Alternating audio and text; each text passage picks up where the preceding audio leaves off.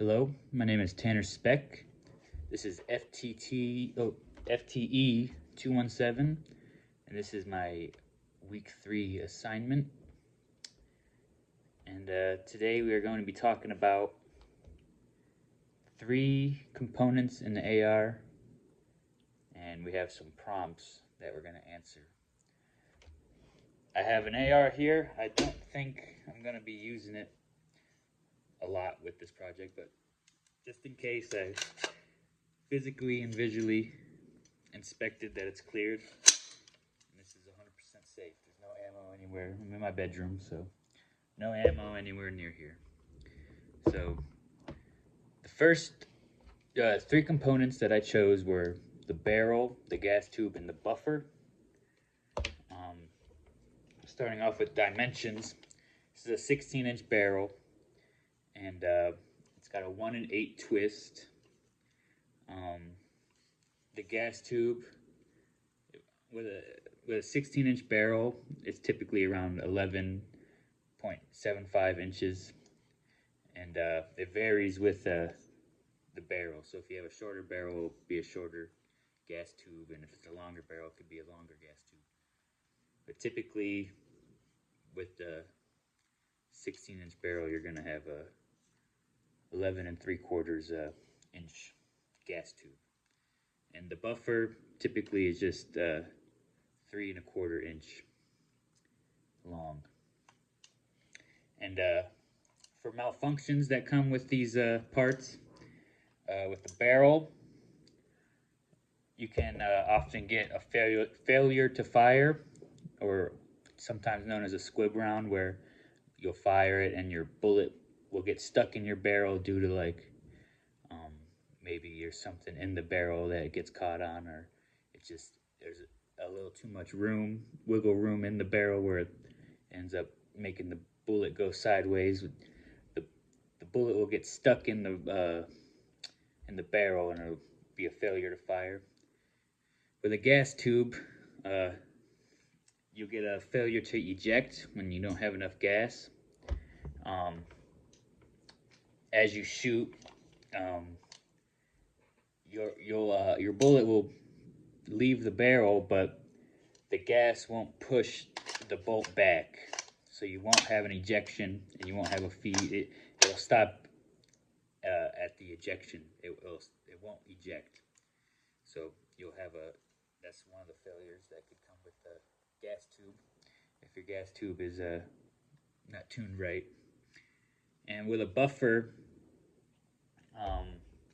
you can get a failure to feed because the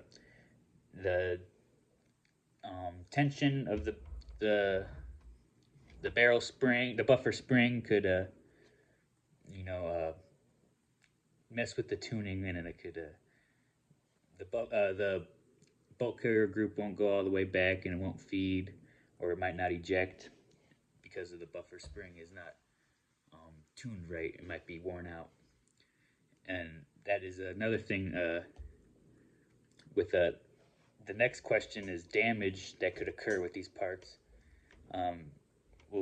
Since I just mentioned the buffer tube, the buffer spring can get worn out and lose its springiness and its tension, and it won't be the same, and that could lead to problems with your tuning and your cycle. The gas tube, there's not a whole lot that could go wrong. It could come disconnected or something, or the gas block itself will not be tuned right, or there's not a whole lot that can go wrong with a gas tube, but it could get clogged up or something. Maybe something could get in there, maybe. With a barrel, the crown of the barrel could get damaged from dropping it, or even the feed ramp at towards the bolt here could get damaged, and it could mess with your feeding. And to avoid damage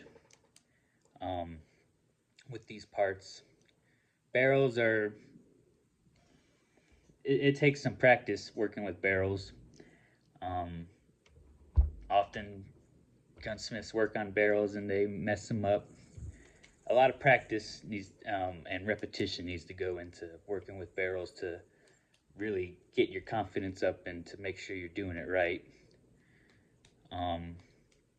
Gas tube, avoiding damage, is fine-tuning the gas system. Make sure that the system gets the right amount of gas and you're ejecting your casings in a controlled pattern.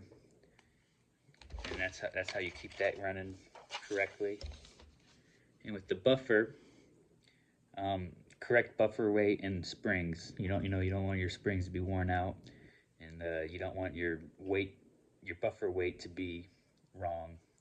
If you have an AR9 and you have just a mil spec buffer, it might not run correctly.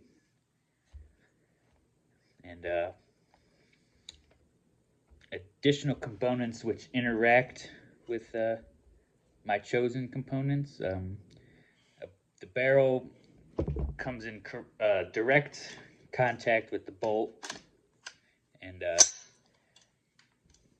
it has grooves on the inside of the barrel which are perfectly